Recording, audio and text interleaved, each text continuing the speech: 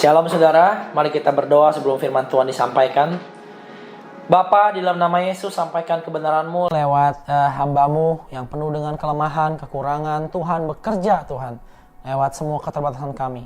Dalam nama Yesus kami berdoa. Amin. Yuk, mari kita ulangi sedikit 1 Yohanes pasal yang kelima, ya.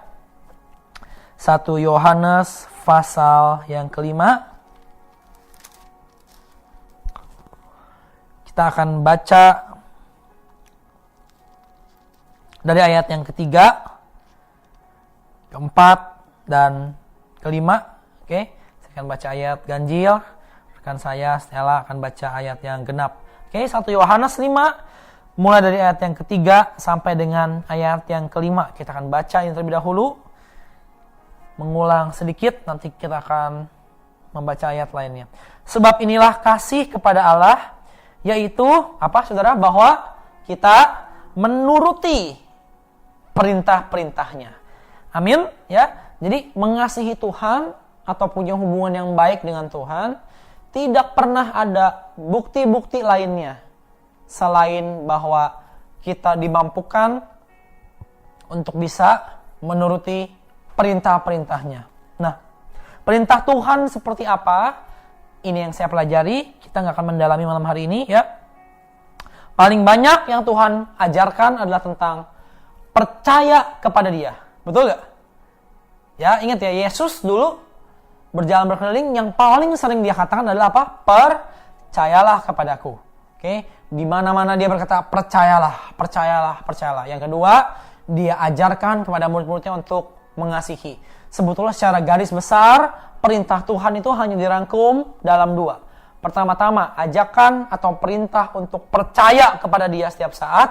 Apapun yang terjadi, kita percaya kepada Dia. Oke, beberapa hari yang lalu, rekan kami ada yang mengalami kecelakaan. 2 hari berturut-turut, ya, 2 orang kecelakaan motor. Kami bersyukur tentunya tidak parah, ya, tidak sampai terjadi kejadian fatal yang mengerikan. Tapi dalam hal-hal seperti itu pun kita mau belajar menuruti perintah Tuhan. Yaitu apa? Tetap percaya apapun yang terjadi. Yang enak, yang tidak enak, Alkitab berkata, kalau kamu mengasihi Tuhan, kamu akan menuruti perintahku. Seperti apa? 1, percaya. Yang kedua, Yesus mengajar dengan jelas untuk kita mengasihi. Amin, ya. Semua perintah Tuhan itu dirangkum dalam 2 hal ini. Perintah untuk percaya dan perintah untuk mengasihi. Oke? Alkitab berkata, inilah kasih kepada Allah, yaitu bahwa kita menuruti perintah-perintahnya. Perhatikan ayat ini. Perintahnya itu apa? Tidak berat. Amin. Perintahnya tidak berat. Alkitab berkata perintahnya tidak berat. Ayat 4 silakan. Kenapa?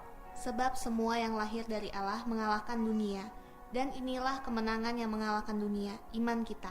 Nah, ternyata semua yang lahir dari Tuhan, yaitu anak-anak Tuhan, punya satu sifat. Nanti kita akan belajar dari kitab Wahyu. Paralel, saudara. Ternyata punya satu sifat. Semua yang disebut anak-anak Tuhan. Oke? Semua yang lahir dari Allah itu ternyata punya satu sifat, yaitu apa? Mereka mengalahkan dunia. Oke? Dunia itu dan seluruh sistemnya tidak pernah mengajarkan kepada kita untuk percaya Tuhan. Betul nggak? Betul nggak? Ada nggak di dunia yang kita lihat, apalagi dunia modern, dunia barat sana, yang makin modern, makin modern mereka, makin maju mereka, oke? Makin mereka meragukan eksistensi atau keberadaan Tuhan. Oke? Makin cara berpikir Anda canggih, makin Anda hebat secara manusia, makin Anda akan sulit percaya sama Tuhan. Ya. Bahkan pelajaran-pelajaran tentang evolusi yang jelas-jelas bertentangan dengan firman Tuhan, itu sudah mulai diajarkan di sekolah-sekolah di luaran sana. Oke. Jadi evolusi itu standar dari sains. Bahwa manusia ini adalah hasil dari evolusi, lahir dari satu ketidaksengajaan kosmik dunia yang berubah. Oke? Dunia itu dan seluruh sistemnya menolak untuk percaya Tuhan. Dunia itu yang diandalkan siapa? Diri sendiri. Betul gak? Tekad, keterampilan diri sendiri, kepandaian untuk menjual diri sendiri, kepandaian untuk menjual talenta, kepandaian untuk menjual who you are, who you represent of, kepandaian untuk menawarkan diri Anda sebagai jasa yang lebih menarik dibanding jasa orang lain. Dunia menawarkan seperti itu. Dunia menawarkan kepercayaan bahwa kita bisa, kita mampu. Sebetulnya mereka hendak berkata, tanpa Tuhan pun kita bisa. Oke? Jadi, anak-anak Tuhan itu punya satu sifat. Bahwa mereka itu bisa mengalahkan dunia. Ya. Dan ternyata inilah kemenangan yang mengalahkan dunia. Apa? Iman kita. Sekali lagi balik-balik ke mana? Ke iman lagi. Ke kepercayaan kita sama Tuhan. Anda tahu nggak? Dunia itu mencoba bikin kita tawar kepada Tuhan. Betul nggak? Betul nggak? Ya, karena dunia itu mengajarkan kalau kamu melakukan sesuatu yang penting, maka hasilnya itu harus ada dong. Ya, kalau kamu udah segitunya sama Tuhan kamu, harusnya kamu ini. Kami tadi sebelum mulai syuting membahas banyak hal tentang orang-orang yang susah secara finansial, lalu ada yang susah di keluarga, ada yang anaknya dari lahir sakit. Tadi betul ya kita bicara ya. Anda tahu nggak semua kejadian yang nggak enak itu menantang iman kita? Anda tahu nggak? Betul? Ya. Waduh, saya kemarin 2 hari yang lalu digerakkan roh Tuhan untuk melihat daftar dari hamba-hamba Tuhan yang mati karena COVID. Saya kaget tuh saudara. Beberapa dari mereka itu orang yang betul-betul rohani. Serius. Rohani banget. Ada yang saya terbuka menentang COVID. Ada yang berkata God is bigger than COVID-19. God is bigger than coronavirus. Ada yang tetap melayani. Bikin panggung di sepanjang jalan festival Mardi Gras di Amerika yang orang pada mabok-mabokan, pada dengar musik. Dia nyanyi, dia main gitar sama istri dan anaknya. Dia pelukin orang-orang. Dia doakan orang-orang, dia konselingin orang-orang. Banyak dari mereka saudara ternyata ketika pulang itu mati. Bahkan hamba Tuhan ini pun akhirnya meninggal di tangan COVID-19. Wah, sepertinya semuanya itu menantang iman kita. Belum lagi kebangkrutan demi kebangkrutan yang luar biasa. Bayangkan saudara, lebih dari puluhan perusahaan, mungkin ratusan, yang asetnya di atas 10 billion US dollar. Anda nyari daun sampai jumlahnya 10 billion US dollarnya susah banget. Itu bangkrut begitu saja, meninggalkan liability, hutang yang lebih besar daripada aset mereka. Tuhan sepertinya ditantang saat-saat ini. Wah, gak ada mereka. Tuhan gak ada. Mereka kayak orang gila menyembah sesuatu yang gak ada. Buktinya sakit juga, buktinya mati juga. Ya kan? Tapi ada satu hal yang dijanjikan oleh Alkitab. Bahwa mereka yang lahir dari Allah, apa? Menang dari dunia. Nah, kita perlu saat-saat sekarang ini klaim janji ini. Saudara jangan klaim janji-janji yang berbaunya duniawi melulu. Saudara akan lemah. Anda akan kecewa. Tapi Anda perlu klaim bahwa Tuhan, saya ini diajar loh oleh firman Tuhan.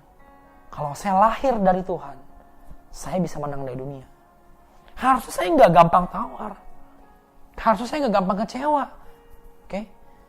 Kami bahas dengan rekan kami tadi bagaimana sepertinya semua dipotong, kerjaan dipotong, didiskon gajinya. Kalau barang didiskon masih mendingan, ya.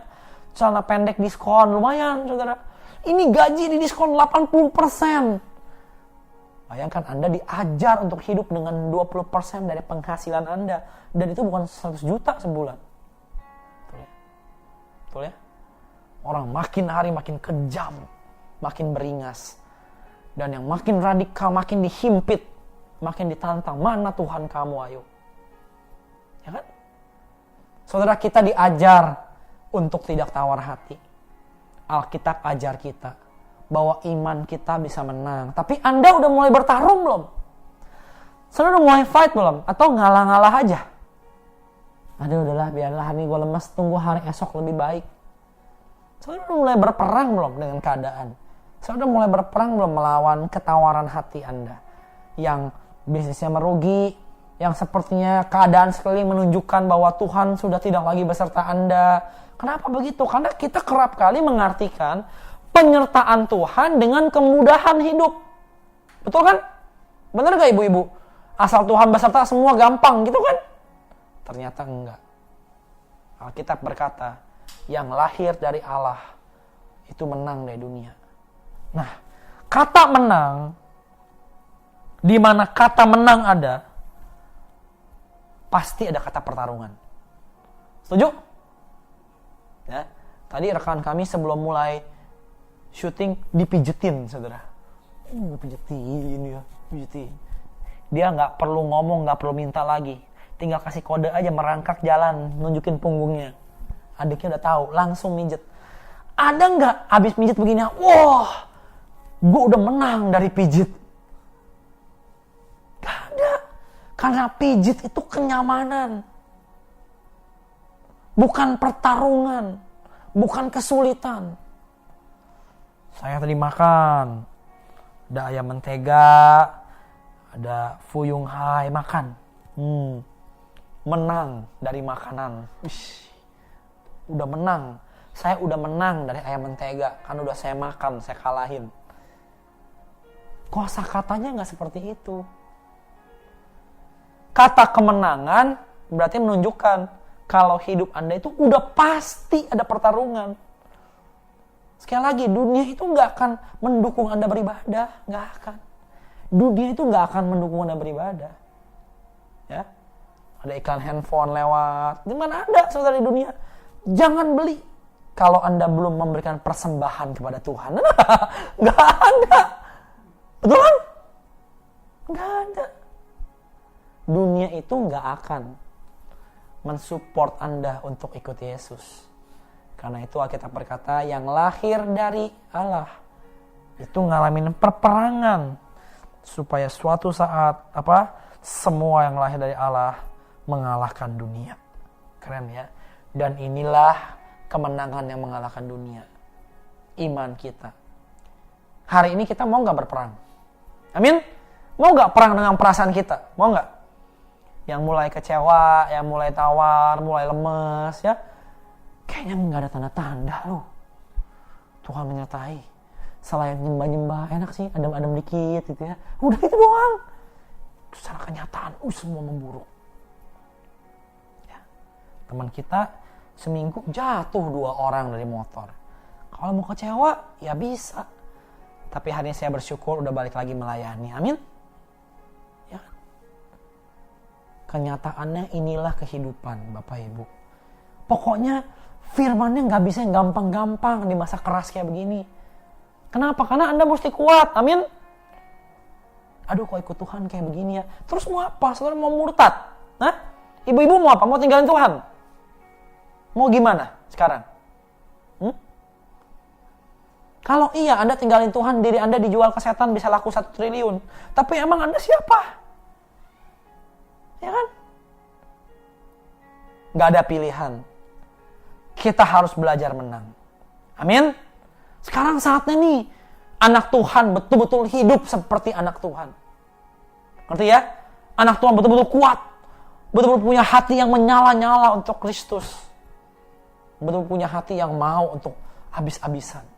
Karena masa-masa ini orang dipisah-pisahkan. Yang kambing-kambing, yang domba-domba, oke?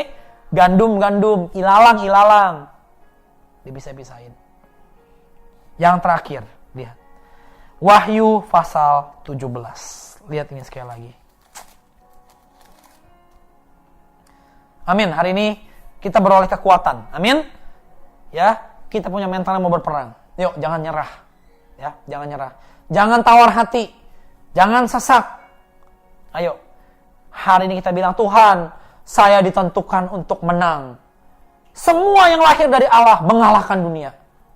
Dalam nama Yesus, semua yang lahir dari Allah mengalahkan dunia, mengalahkan sistem dunia, mengalahkan cara berpikir dunia. Amin. Lihat.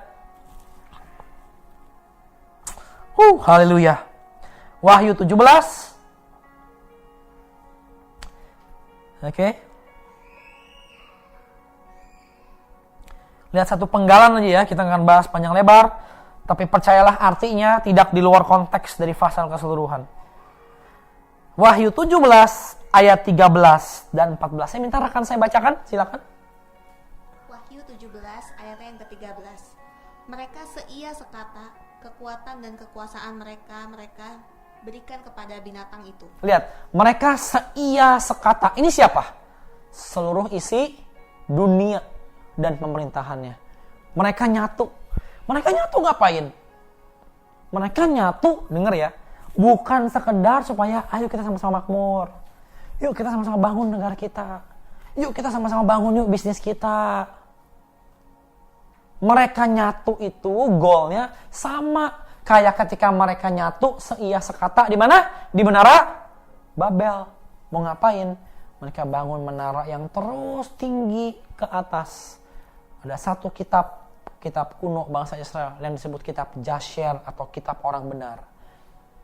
Sebetulnya yang mau mereka buat adalah di menara Babel. Mereka naik ke atas. Mereka mau apa? Mereka mau turunin Tuhan. Yang waktu itu menghukum mereka dengan apa? Ingat? Air bah. Ya. Ketika manusia hidupnya semaunya, Alkitab berkata Tuhan hukum dengan air bah. Nah, mereka ingat, waduh, waktu itu kita dihabisin dengan air bah. Ya. Sekarang kita harus ganti raja. Naik ke atas, diturunin kalau bisa. Kitab Jasher melukiskan, menggambarkan bahwa mereka mau membunuh Tuhan sebetulnya. Oke. Sama, paralel. Dari Kejadian sampai Wahyu, intinya sama apa yang manusia mau. Lihat ayat 13. Mereka seia sekata, lihat nih, seluruh kekuatannya, kekuasaannya, mereka berikan pada binatang itu. Lihat ayat 14, mereka ngapain? Baca. Mereka akan berperang melawan anak domba. Stop dulu, ya. Mereka ngumpul mau ngapain? Mereka ngumpul mau ngapain? Mau lawan Tuhan. Mau lawan Tuhan. Mereka kumpul mau lawan Tuhan. Tuh. Jadi seluruh dunia ini kumpul tuh mau ngapain? Mau lawan Tuhan. Lihat. Saya minta Anda perhatikan ya, ayat. Saya mau tanya sekali lagi, siapa yang lahir dari Allah? Bisa katakan? Menang gak kita? Menang, lihat ya. Di ujung jalannya, saya mau Anda lihat nih ayat. Tetapi anak domba akan mengalahkan mereka. Kenapa? Lihat. Karena ia adalah Tuan di atas segala Tuan dan Raja di atas segala Raja. Lihat. Baca sama-sama. Yuk silakan. 2, 3. Mereka bersama-sama dengan dia juga akan menang. Yaitu mereka yang apa? Terpanggil, yang telah dipilih, dan yang setia. Betul kan? Ternyata ketika Tuhan menang melawan seluruh isi dunia itu yang seia sekata mau lawan Tuhan, Tuhan itu nggak menang sendirian. Tuhan menang sama siapa? Sama kita-kita. Mereka bersama-sama dengan dia juga akan menang. Yaitu mereka yang terpanggil, yang dipilih, dan yang setia. Amin? Lihat ya. Bahkan sampai di ujung jalannya, Anda ditentukan untuk menang. Anda ditentukan untuk bisa menguasai diri dan tetap percaya sama Tuhan. Justru iman itu dipakai untuk membuat kita menang dari apa yang dunia coba katakan kepada kita. Amin. Bapak Ibu, jangan lemah hari ini. Jangan tawar hati. Ingat, Anda dipanggil untuk menang. Anda menang bukan karena kamu melihat tanda-tanda yang ada di dunia. Justru sebaliknya, dalam peperangan sepertinya tanda-tanda itu nggak ada. Betul nggak? Tapi percayalah, Anda dituntut untuk menang. Dan kemenangan tersedia ketika Anda dalam anugerah Tuhan bersedia melawan. Bersedia untuk mengerti dan berkata, Tuhan, hidup ini satu pertarungan yang luar biasa. Saya mau keluar lebih dari pemenang. Saya mau menang. Saya ditentukan untuk menang dari dunia. Di dalam nama Yesus hari ini saya berdoa. Apa yang ada di dunia tidak lagi mempengaruhi kita. Amin. Bapak Ibu mau gak bertumbuh hari ini? Makin orang bertumbuh, makin orang itu tidak peduli apa yang terjadi dengan di dunia. Karena dia tahu dunia ini hanya sementara. Ingat ya, Tuhan itu gak pernah berjanji untuk menjaga harta kita. Alkitab berkata harta itu bisa habis dimakan ngengat dan karat. Yang ngomong siapa? Yesus yang ngomong. Yang ngomong Yesus. Keluar dari mulut Yesus sendiri berkata, jangan kamu kumpulkan harta di dunia. Betul kan? Karena ngengat dan karat bisa merusaknya. Dan pencuri bisa membongkar dan mengambilnya. Tuhan sendiri sudah memprediksi, sudah memastikan bahwa harta kita selalu berubah-ubah dan bisa hancur seketika. Tapi kumpulkanlah bagimu apa? Harta di surga dari awal, dia berkata. Mau nabung, mau invest yang terbaik, investasikan hidup Anda dalam kerajaan surga.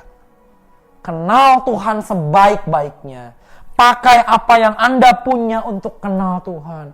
Untuk mempersembahkan sesuatu yang terbaik. Untuk memberikan korban yang terbaik dalam hidup ini. Amin. Oh, saya mau menang, saudara. Dalam hidup kita pasti ada kecantel prinsip-prinsip dunia yang menarik kita. Yang menyakitkan kita. Tapi Anda ditentukan untuk menang. Anda ditentukan untuk menang. Saya berdoa hari ini Anda bisa jadi suami yang baik, orang tua yang baik, istri yang baik, anak-anak yang baik, dan menang dari dunia. Dunia perlu kita. Ingat, bersama Yesus, Ia janjikan kemenangan. Amin. Yuk kita berdoa sebentar, mari tundukkan kepala kita. Terima kasih Tuhan.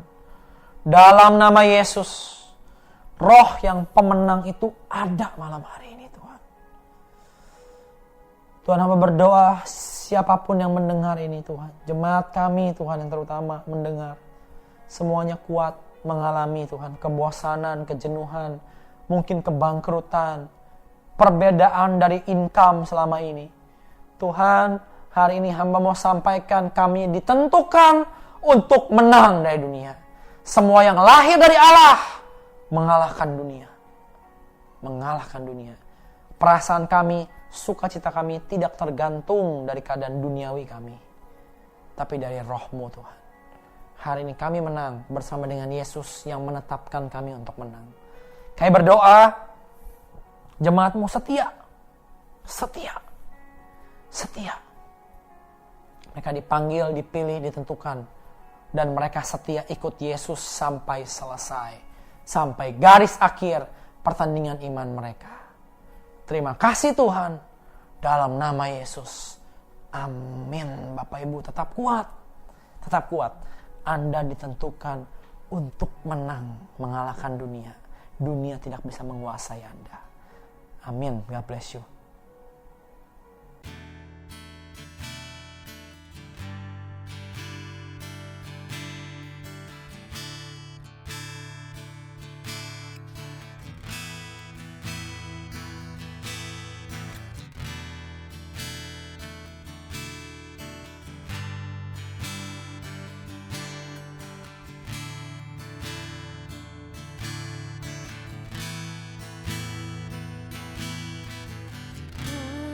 Is my reward and all of my devotion.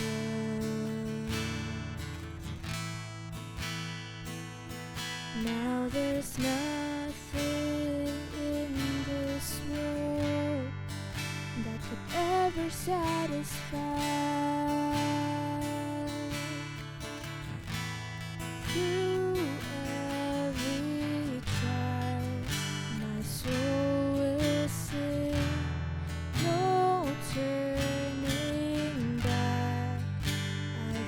been set free. Christ is enough for me. Christ is enough for me. Everything I need is in you. Everything I need. Christ, my all in all, the joy of my salvation.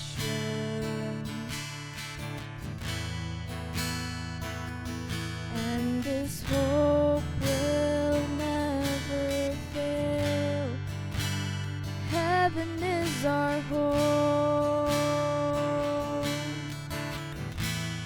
Through every storm, my soul will sing.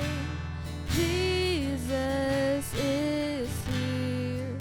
To God be the glory. Christ is enough for me. Christ is enough for me. Everything I need is in you. Everything I